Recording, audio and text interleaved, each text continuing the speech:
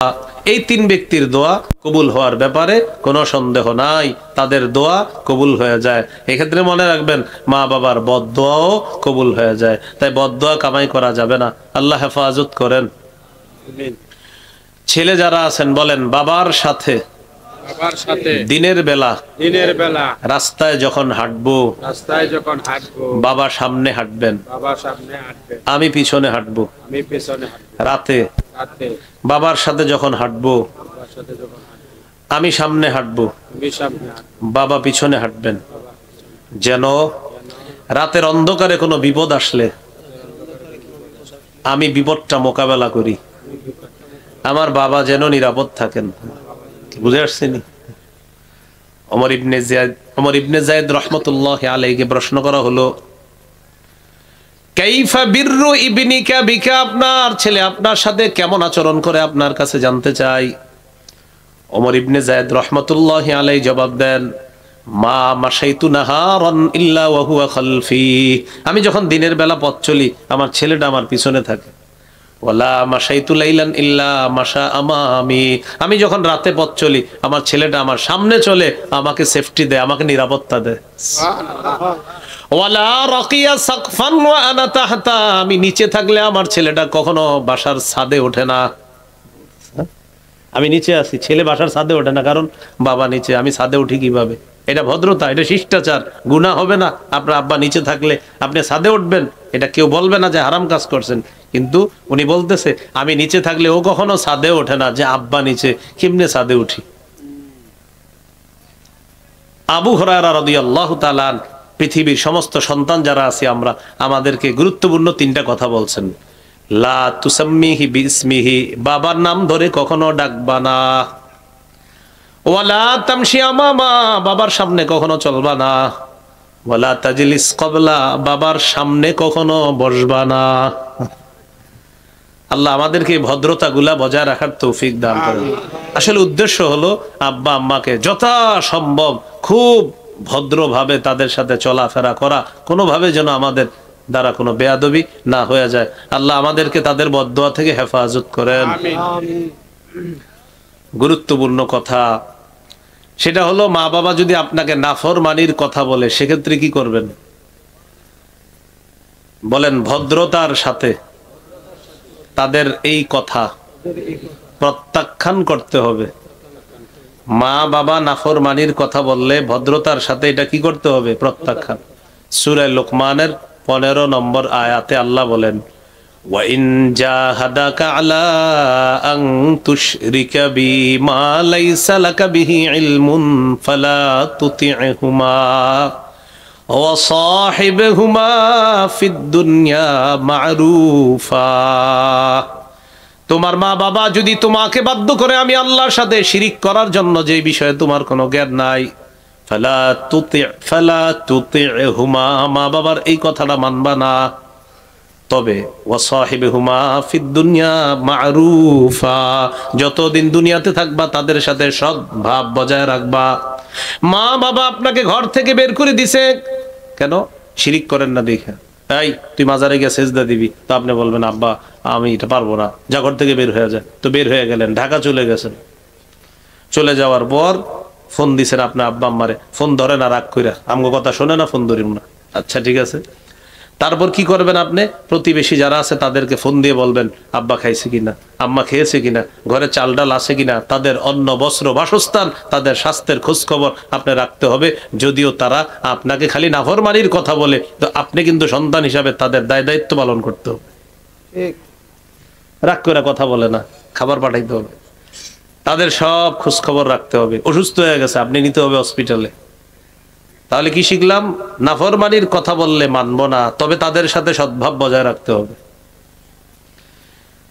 নবীজির একজন সাহাবী নাম সাদ রাদিয়াল্লাহু তাআলা, কি নাম? সাদ রাদিয়াল্লাহু তাআলা মুসলমান হয়ে গেছে, আর তার আম্মা হলো মুশরিকা। মা তার সন্তানকে বলে, আরবি বুঝে তো, মানে মা মুশরিকা কিন্তু আরবি বুঝে তো, তো মা তার সন্তানকে বলে তুই কেমন সন্তান হইলে, আমার কথা শোনস না? আল্লাহ না বলছে মা বাবা যা বলবে সব শুনবি? বুঝেন, মানে অমুসলিম মা মুসলিম ছেলেকে বলতেছে তোদের যে ধর্মীয় গ্রন্থ, তো আল্লাহ না বলছে তোরা আল্লাহ যে মা বাবার আনুগত্য করতে হবে, তো আমার কথা শোনস না কেন? আম্মা কি করব বলেন? তুই মুহাম্মদ সাল্লাল্লাহু আলাইহি সাল্লাম মুহাম্মদকে অস্বীকার কর। নাউজুবিল্লাহ। নাউজুবিল্লাহ। তো সন্তান বলতেছে, আম্মা এটা কি কোনো কথা? আল্লাহ না বলছে মা বাবা যা বলবে সব শুনতে হবে? চিন্তা করেন। সাদ রাদিয়াল্লাহু তাআলা আনহু যখন ইসলাম থেকে বের হওয়ার জন্য কোনোভাবেই রাজি হয় না, সাদ রাদিয়াল্লাহু তাআলা আনহুর মা বললেন, ওয়াল্লাহি লা আত'আমু তা'আমান ওয়া লা আশরাবু শারাবান হাত্তা আমুতা আও তাকফুরা বিমুহাম্মাদিন সাল্লাল্লাহু আলাইহি ওয়াসাল্লাম। আল্লাহর কসম, আমি পানাহার করব না, আমি খাবার খাবো না, আমি পান করব না। এতে আমার মরণ হয়ে গেলে হবে, হয়তো আমি মরে যাব, না হয় তুই মুহাম্মদকে অস্বীকার করবি। সন্তানকে বলতেছে তোর সামনে দুইটা অপশন, এক আমি না খাইতে না খাইতে মারা যাব, দুই তুই মুহাম্মদকে অস্বীকার করবি। নাউজুবিল্লাহ পড়েন। তাহলে আমার সাথে বলেন, একদিকে ঈমান বলেন, আরেক দিকে মা। ছেলে বড় বিপদে। হ্যাঁ, একদিকে ঈমান আরেকদিকে মা। আমি কি নবীরে অস্বীকার করব? আবার মা খাইতেছে না, মা মারা যাবে, কি করবো আমি? পেরেশান। আল্লাহ কোরআনের আয়াত নাজিল করে পেরেশান দূর করে দিলেন। সূরা আনকাবুতের ৮ নম্বর আয়াতে আল্লাহ বলেন, وَإِنْ جَاهَدَاكَ لِتُشْرِكَ بِي مَا لَيْسَ لَكَ بِهِ عِلْمٌ فَلَا تُطِعْهُمَا। সূরা লোকমানে আলা আন তুশরিকা বি, আর সূরা আনকাবুতে লিতুশরিকা বি মা লাইসা লাকা বিহি ইলমুন ফালা তুতি'হুমা। নবী আপনি আপনার সাহাবী সাদকে জানায়া দেন, তোমার মা বাবা যদি তোমাকে বাধ্য করে আমি আল্লাহর সাথে শিরিক করার জন্য, মা বাবার এই কথাটা তুমি মানবা না, মানার কোনো প্রয়োজন নাই। সাদ রাদিয়াল্লাহু তাআলা তার মাকে জানায়া দিলেন, আম্মা 100 বার যদি আপনি জীবন ফিরে পান, আবার 100 বার যদি মৃত্যু হয়ে যায়, 100 বার আবার আপনি জীবন ফিরে পাওয়ার পরও যদি বলেন আমি মুহাম্মদ সাল্লাল্লাহু আলাইহি ওয়াসাল্লামকে অস্বীকার করার জন্য, আম্মা আমার পক্ষে আমার নবীকে অস্বীকার করা সম্ভব নয়। মা চিন্তা করলো কি আর করা, ও তো অস্বীকার করবে না। তো বলতেছে, আম্মা আপনি খান, কিছু করার নাই, আল্লাহ বলে দিছে, তো আপনি বলছেন আপনার কথা মানতে হবে, এটা আল্লাহ বলছে, এখন আল্লাহ বলে দিছে নাফরমানির কথা মানা যাবে না। তখন মা খাইছে, কি করবে আর। তো এখান থেকে শিখলাম কি, নাফরমানিমূলক কথা মানা যাবে না, শোনা যাবে না, তবে তাদের সাথে সদ্ভাব বজায় রাখতে হবে। তো 5 নম্বর অংশে ছিলাম আমরা, ওকুর রব্বির হামহুমা কামা রব্বায়ানি সগীরা। মা বাবার জন্য দোয়া করা। বলেন মা বাবার জন্য কি করা? দোয়া করা। আবু লাহাবের সন্তান ছিল, সম্পদ ছিল, বড় গর্ব করতো এগুলা নিয়ে। সূরা লাহাবের 2 নম্বর আয়াতে আছে, দেখবেন, মা আগনা আনহু মালুহু ওয়া মা কাসাব। আবু লাহাবের সম্পদ, আবু লাহাবের সন্তান তার কোনো কাজে আসে নাই। বদর যুদ্ধের 7 দিন পর আবু লাহাবের গলার মধ্যে গুটি বসন্তের রোগ হয়, বসন্তের রোগে আবু লাহাব মারা যায়। আবু লাহাব মৃত্যুবরণ করার পর আবু লাহাবের সন্তানরা পালিয়ে যায়। বসন্তের রোগীরে যদি আমরা ধরি, বসন্ত রোগে মারা গেছে, তারে ধরলে আমাদের শরীরে রোগ আসতে পারে, এটা তাদের আকীদা ছিল, অন্ধবিশ্বাস ছিল। সন্তানরা পালায় গেছে। 3 দিন পর লাশ পইচা গন্ধ বের হওয়া শুরু হয়েছে। খবর দিছে, কোথায় আস, তোমাদের বাবারে কি করবা করো, কারণ কেউ ধরতেছে না এই লাশ। পরে আবু লাহাবের 2 সন্তান, একজনের নাম উতবা আর একজনের নাম উতাইবা, এই 2 সন্তান আসছে। আসার পর আরেকজনের সহায়তায় বাবার লাশটা মক্কার উঁচু ভূমিতে নিয়ে একটা গর্ত করছে। ওই গর্তের মধ্যে লাঠি দিয়ে ধাক্কাইতে ধাক্কাইতে এই লাশ ওই গর্তের মধ্যে ফেলাইছে। ওই যে করোনার সময় আপনার কোটিপতির সন্তান হুজুরদেরকে ফোন দিয়েছে না, হুজুর আমার আব্বা লাশ পড়ে আছে, এটারে কি করবেন করেন, আপনি মরলে মরেন, বাঁচলে বাঁচেন, আপনি হুজুর মানুষ, মরলে কি আর বাঁচলে কি, আমি সেফ থাকতে হবে, আমার বিশাল বড় ব্যবসা আছে, এগুলা দেখতে হবে। আর আপনি বললেন হুজুর মানুষ, আপনি মরে গেলে কি আর বাঁচলে কি, জিন্দা থাকলে কিছুদিন সুবহানাল্লাহ পড়বেন, মরে গেল তো শেষ হয়ে গেলেন, এই আর। তো এরকম আপনার ওই আবু লাহাবের 2 সন্তান আইসা বাপের লাশটা নিয়ে গেছে, মক্কার উঁচু ভূমিতে নিয়ে গর্ত করে এইভাবে ধাক্কাইতে ধাক্কাইতে লাশ ফেলে দিছে কবরে, ওই আপনার গর্তের মধ্যে। আল্লাহ বলেন, মা আগনা আনহু মালুহু, সম্পদ কোনো কাজে আসে নাই, ওয়া মা কাসাব। এই ওয়া মা কাসাবের তাফসীর হলো ওয়া মা কাসাবা বিন ওয়ালাদ, যেই সন্তান সে আল্লাহর পক্ষ থেকে কামাই করছে, এই সন্তানও কোনো কাজে আসে নাই। এজন্য দুনিয়াতে এমন সন্তান রাখা, যেই সন্তান আপনার মৃত্যুর পরেও কাজে আসবে, এমন সন্তান রাখা। আবু দাউদের হাদিস 2880 নম্বর হাদিস, 2880 নম্বর হাদিস। قال رسول الله صلى الله عليه وسلم إذا مات الإنسان انقطع عنه عمله إلا من ثلاثة। মানুষ যখন মারা যায় তার আমলের সুযোগ বন্ধ হয়ে যায়, তিনটা বাকি থাকে। ইল্লা মিন সাদাকাতিন জারিয়া, এক নাম্বার সদকায়ে জারিয়া, দুই নাম্বার আও ইলমিন ইউনতাফাউ বিহি, এমন ইলম রাখা যাওয়া যে ইলমের মাধ্যমে উপকৃত হওয়া যায়। শাইখুল হাদিস আল্লামা আজিজুল হক রহমতুল্লাহি আলাইহি, হুজুরের হাজার হাজার ছাত্র এখন জীবিত আছে যারা হাজার হাজার শাইখুল হাদিস, আল্লাহু আকবার, আর মৃত্যুবরণ করছে অনেকে। আবার মুহাদ্দিস মুফতি তো আছে জীবিত। তো এই যে তাদের এলেম অন্যরা উপকৃত হচ্ছে, হুজুরের কবরে আল্লাহ সওয়াব পৌঁছায় দিচ্ছে, সুবহানাল্লাহ। আও ইলমিন ইউনতাফাউ বিহি, এমন এলেম রাখা যাওয়া যে এলেমের মাধ্যমে উপকৃত হওয়া যায়। শাইখুল হাদিস আল্লামা আজিজুল হক রহমতুল্লাহ নাম শুনছেন না সবাই?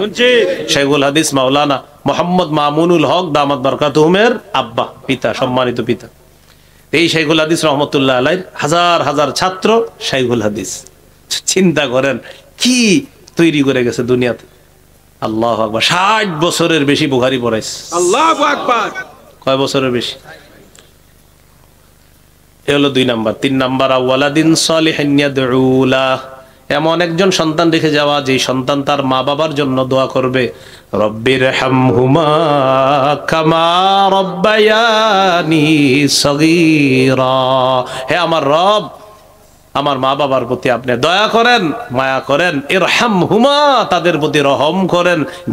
এই 3 ব্যক্তির দোয়া কবুল হওয়ার ব্যাপারে কোনো সন্দেহ নাই, তাদের দোয়া কবুল হয়ে যায়। এক্ষেত্রে মনে রাখবেন মা বাবার বদদোয়াও কবুল হয়ে যায়, তাই বদদোয়া কামাই করা যাবে না। আল্লাহ হেফাজত করেন।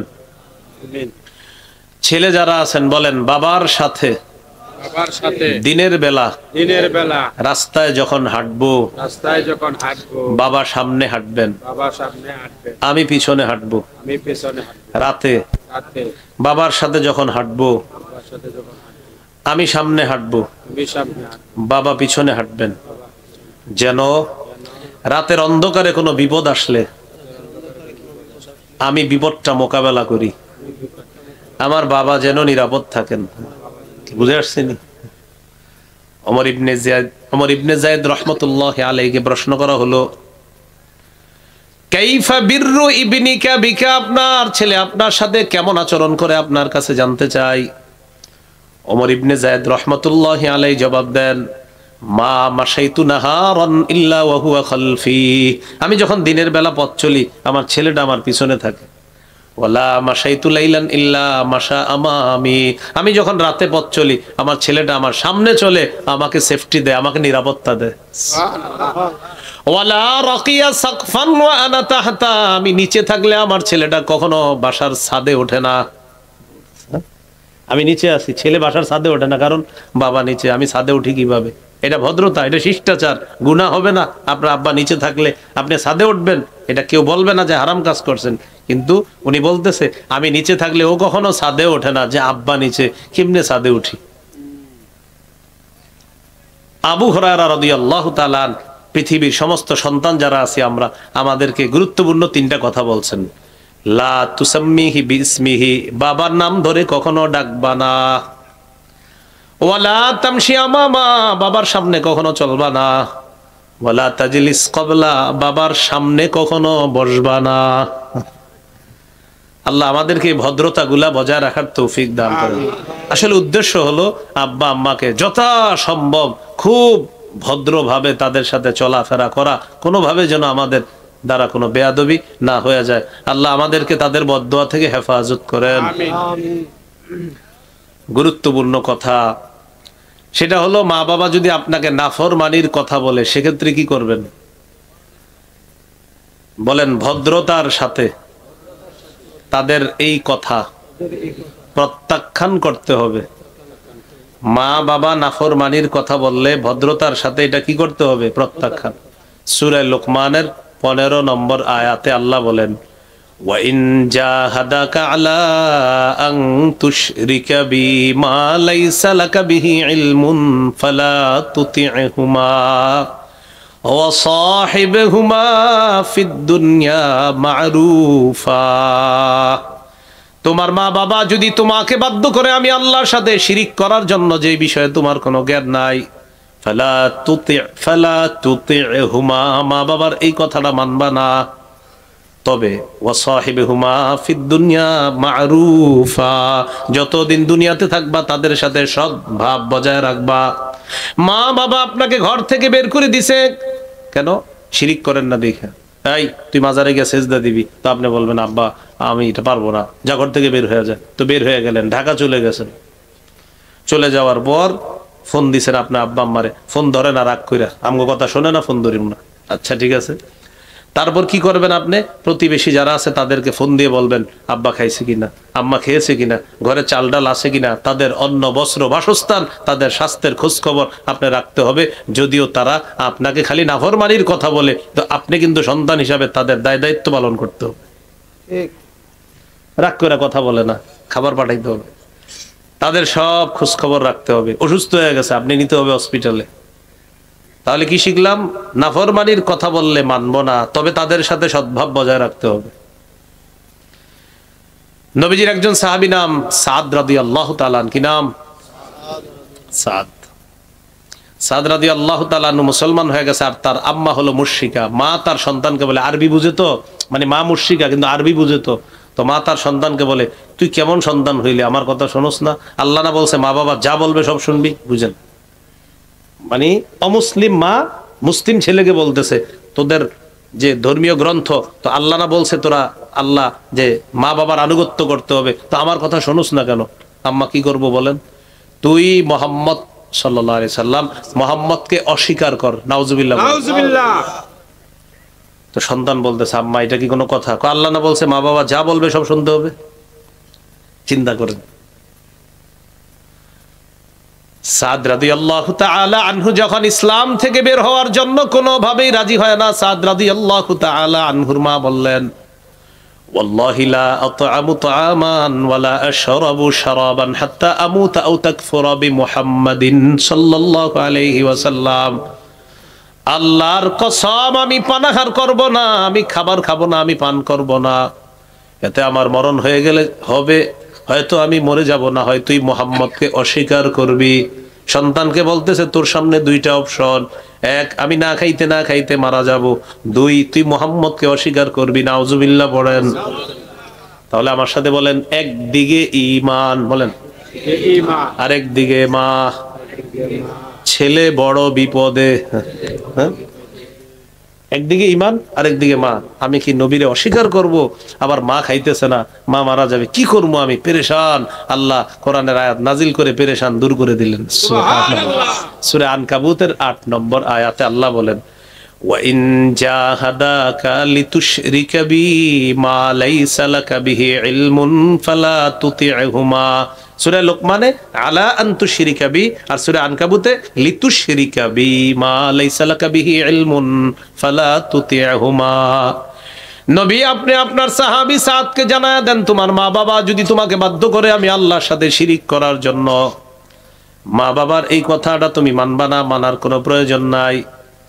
সাদ রাদিয়াল্লাহু তাআলা তার মাকে জানায়া দিলেন, আম্মা 100 বার যদি আপনি জীবন ফিরে পান, আবার 100 বার যদি মৃত্যু হয়ে যায়, 100 বার আবার আপনি জীবন ফিরে পাওয়ার পরও যদি বলেন আমি মুহাম্মদ সাল্লাল্লাহু আলাইহি ওয়াসাল্লামকে অস্বীকার করার জন্য, আম্মা আমার পক্ষে আমার নবীকে অস্বীকার করা সম্ভব নয়।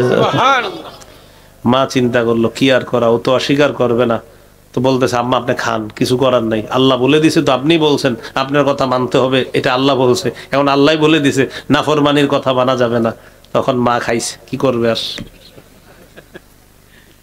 তো এখান থেকে শিখলাম কি, নাফরমানিমূলক কথা মানা যাবে না, শোনা যাবে না, তবে তাদের সাথে সদ্ভাব বজায় রাখতে হবে। তো 5 নম্বর অংশে ছিলাম আমরা, ওয়াকুর রব্বির হামহুমা কামা রব্বায়ানি সগীরা। মা বাবার জন্য দোয়া করা। বলেন মা বাবার জন্য কি করা? দোয়া করা। আবু লাহাবের সন্তান ছিল, সম্পদ ছিল, বড় গর্ব করতে এগুলা নিয়ে। সূরা লাহাবের 2 নম্বর আয়াতে আছে দেখবেন, মা আগনা আনহু মালুহু ওয়া মা কাসাব। আবু লাহাবের সম্পদ, আবু লাহাবের সন্তান তার কোনো কাজে আসে নাই। বদর যুদ্ধের 7 দিন পর আবু লাহাবের গলার মধ্যে গুটি বসন্তের রোগ হয়। বসন্তের রোগে আবু লাহাব মারা যায়। আবু লাহাব মৃত্যুবরণ করার পর আবু লাহাবের সন্তানরা পালিয়ে যায়। বসন্তের রোগীরে যদি আমরা ধরি, বসন্ত রোগে মারা গেছে, তারে ধরলে আমাদের শরীরে রোগ আসতে পারে, এটা তাদের আকীদা ছিল, অন্ধবিশ্বাস ছিল। সন্তানরা পালায় গেছে। 3 দিন পর লাশ পইচা গন্ধ বের হওয়া শুরু হয়েছে। খবর দিছে, কোথায় আস, তোমাদের বাবারে কি করবা করো, কারণ কেউ ধরতেছে না এই লাশ। পরে আবু লাহাবের 2 সন্তান, একজনের নাম উতবা আর একজনের নাম উতাইবা, এই 2 সন্তান আসছে। আসার পর আরেকজনের সহায়তায় বাবার লাশটা মক্কার উঁচু ভূমিতে নিয়ে একটা গর্ত করছে। গর্তের মধ্যে লাঠি দিয়ে ধাক্কাইতে ধাক্কাইতে এই লাশ ওই গর্তের মধ্যে ফেলাইছে। ওই যে করোনার সময় আপনার কোটিপতির সন্তান হুজুরদেরকে ফোন দিয়েছে না, হুজুর আমার আব্বার লাশ পড়ে আছে, এটারে কি করবেন করেন, আপনি মরলে মরেন বাঁচলে বাঁচেন, আপনি হুজুর মানুষ, মরলে কি আর বাঁচলে কি, আমি সেফ থাকতে হবে, আমার বিশাল বড় ব্যবসা আছে, এগুলা দেখতে হবে। আর আপনি বললেন হুজুর মানুষ, আপনি মরে গেলে কি আর বাঁচলে কি, জিন্দা থাকলে কিছুদিন সুবহানাল্লাহ পড়বেন, মরে গেল তো শেষ হয়ে গেলেন, এই আর।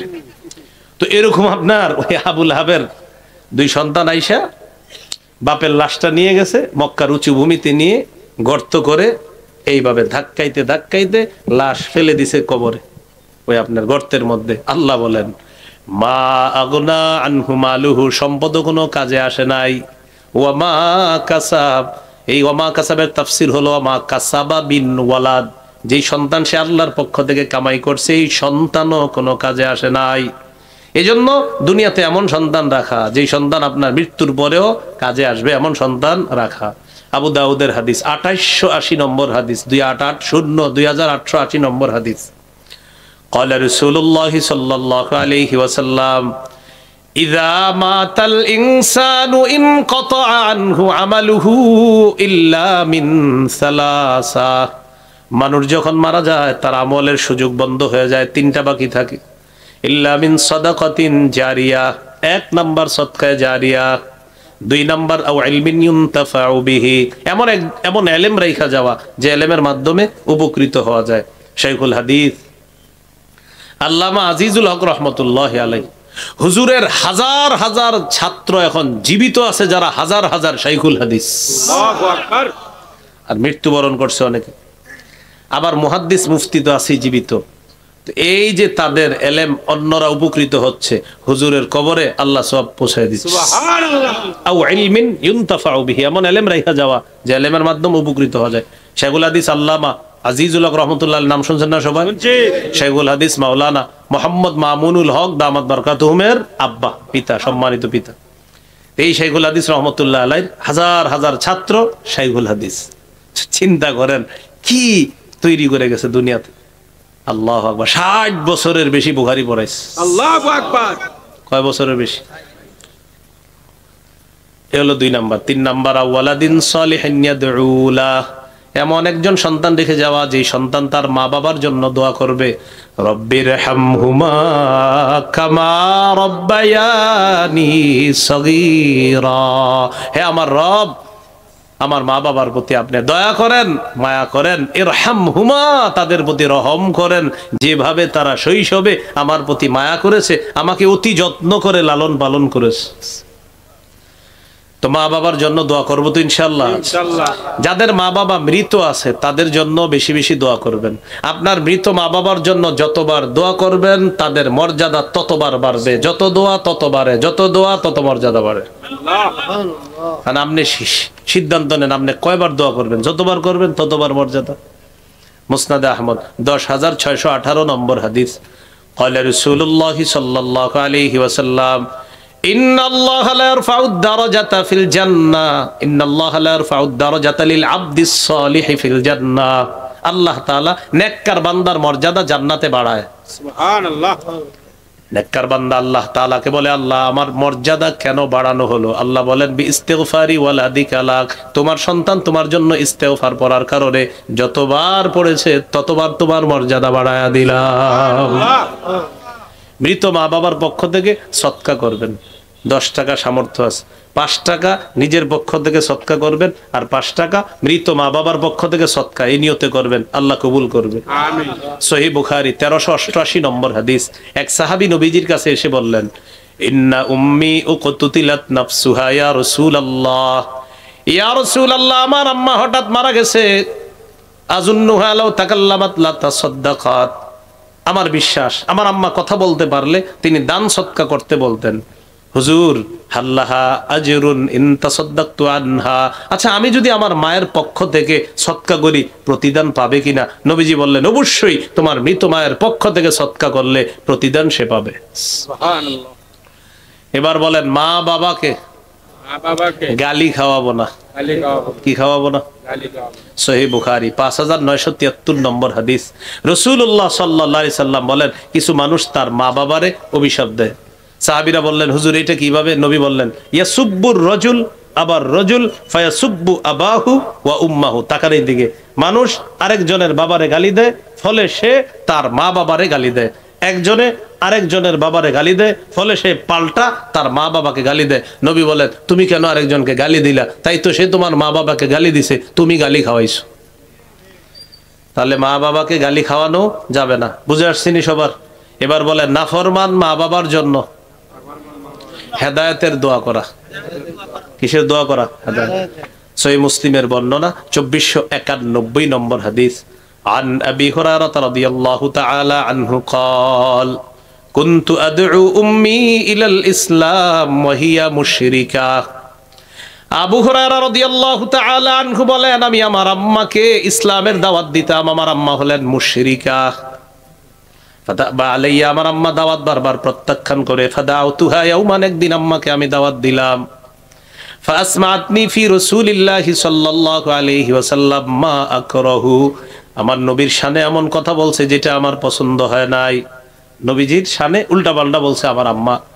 ফাতাইতু রাসূলুল্লাহি সাল্লাল্লাহু আলাইহি ওয়াসাল্লাম ওয়া আনা আবকি, আমি কান্না করতে করতে নবীজির কাছে আসলাম। আসার পর বললাম, ইয়া রাসূলুল্লাহ কুনতু আদউ উম্মি ইলাল ইসলাম ফাতাবা আলাইয়া, আমি আমার আম্মাকে ইসলামের দাওয়াত দেই, আম্মা শুধু দাওয়াত প্রত্যাখ্যান করে। দাউতুহাল ইয়াউমা, হুজুর আজকেও আমি আমার আম্মাকে দাওয়াত দিলাম। তারপর ফাসমাদনি ফি কামা আকরাহু, আপনার ব্যাপারে এমন কথা বলছে যে আমার পছন্দ হয় নাই।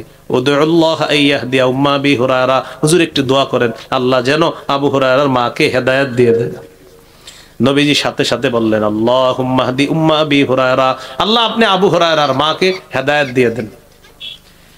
আবু হুরায়রা রাদিয়াল্লাহু তাআলা আনহু বলেন, ফাখরাজতু মুস্তাবশিরান বিদাওয়াতি রাসূলিল্লাহি সাল্লাল্লাহু আলাইহি ওয়াসাল্লাম, নবীর দোয়া করছে এই সুসংবাদ পাওয়ার জন্য আমি তাড়াতাড়ি বাড়ির দিকে রওনা করলাম। খুশিতে রওনা করছি যে কি হইল দেখি না একটু। ফাজিতু ফাসিরতু ইলাল বাব, বাসার সামনে আসলাম, দরজার সামনে দাঁড়াইলাম। ফাইদা হুয়া মুজাফ, দেখি দরজাটা বন্ধ। সামিয়াত উম্মি খশফা কদামাইয়া, আম্মা আমার দুই পায়ের আওয়াজ শুনছে। ভিতর থেকে বললেন, মাকানাক আবা হুরায়রা, আবু হুরায়রা ওখানেই দাঁড়াও। সামিয়াতু খদখদাতাল মা, আমি পানির কলকল আওয়াজ শুনলাম, বুঝতে পারলাম আম্মা গোসল করতেছে। এগতা সালাত, আম্মা গোসল করলেন।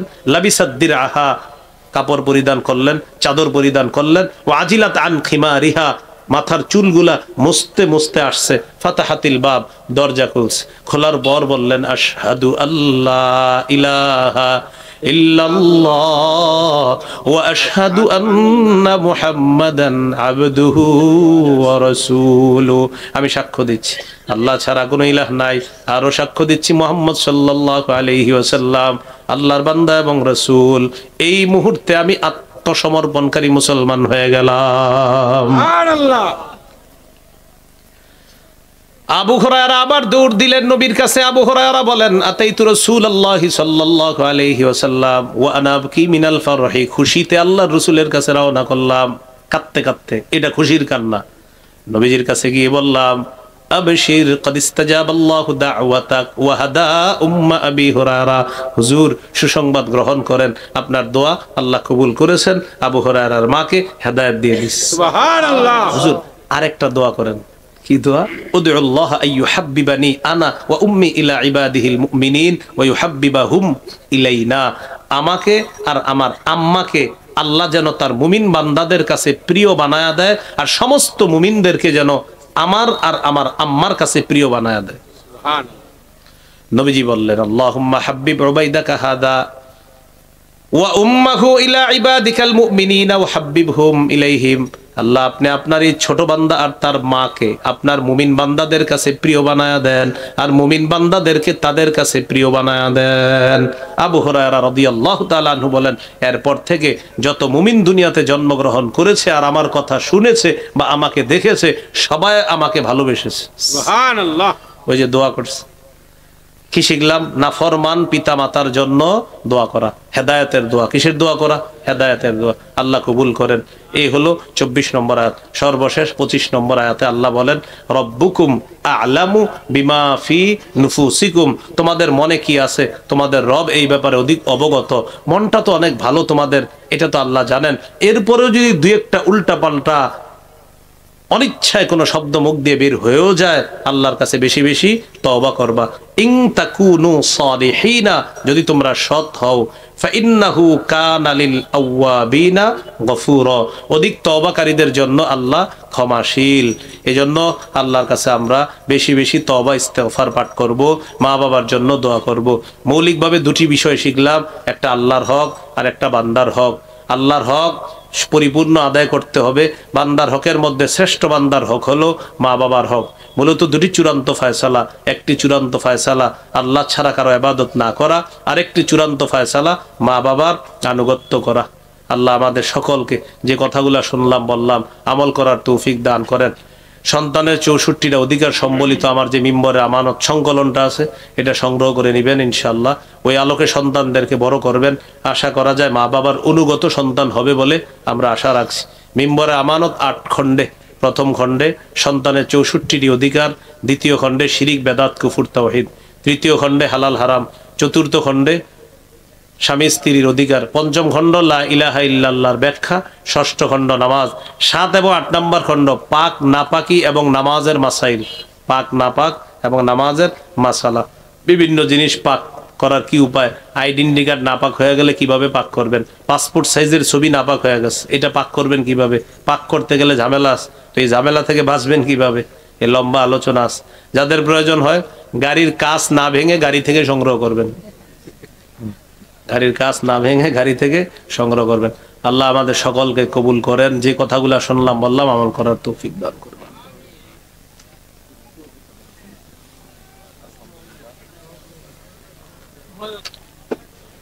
আল্লাহুম্মা সাল্লি আলা